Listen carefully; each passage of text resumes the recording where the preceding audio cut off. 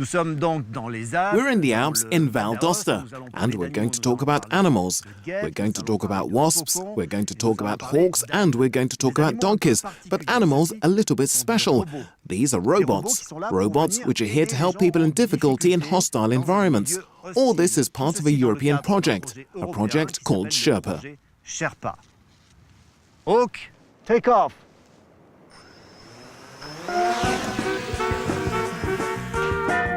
It's taken 3 years of research to reach this point, and endeavours shared by 10 partners, all linked to a cognitive and robotic system.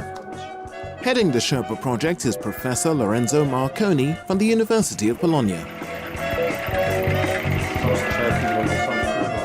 She is Foresta from University of Bremen, and he is Jonathan from University of Naples. He is Michele from University of Bologna in Italy. So if the wasp is going to crash, actually is his fault. The group gathers on the ground in the Italian Alps. The basic idea is to develop systems, robotic systems, that assist emergency rescue workers or alpine rescue workers anywhere in Europe, essentially. Professor Doherty and his team at Sweden's Linköping University watch over the so-called hawks. They're in fact 2 small helicopters capable of carrying a 30k payload like scanners, thermal cameras, or more simply, water or supplies. Small planes are also part of the project.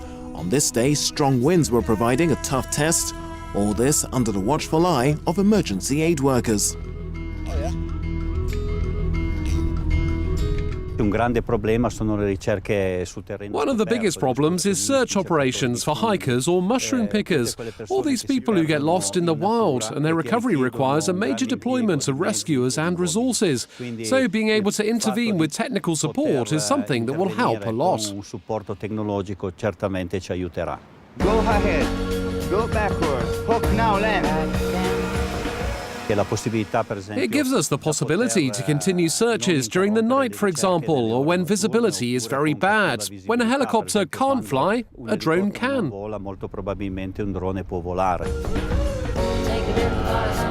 Some 15 years ago, drones like these and small helicopters were developed in Japan for agriculture. Initially remote controlled, now they're much more autonomous.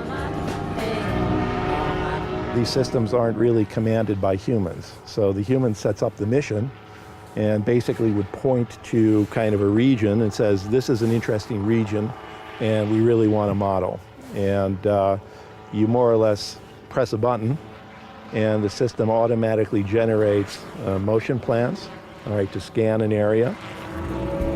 There are all sorts of applications for this technology in hard-to-access terrain like the search and rescue mission after last year's Germanwings plane crash in the French Alps. But researchers say some boundaries must not be broken. La nostra idea Our will is not to replace humans, the rescuers, but to really help them with technology. With SHERPA, humans are at the centre, the rescuers that we call the busy geniuses. They're geniuses because they're characterised by their experience that, at least today, cannot be imitated by machines.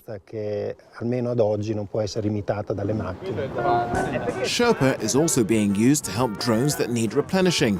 There's little doubt in the near future there'll be new recruits among rescue workers.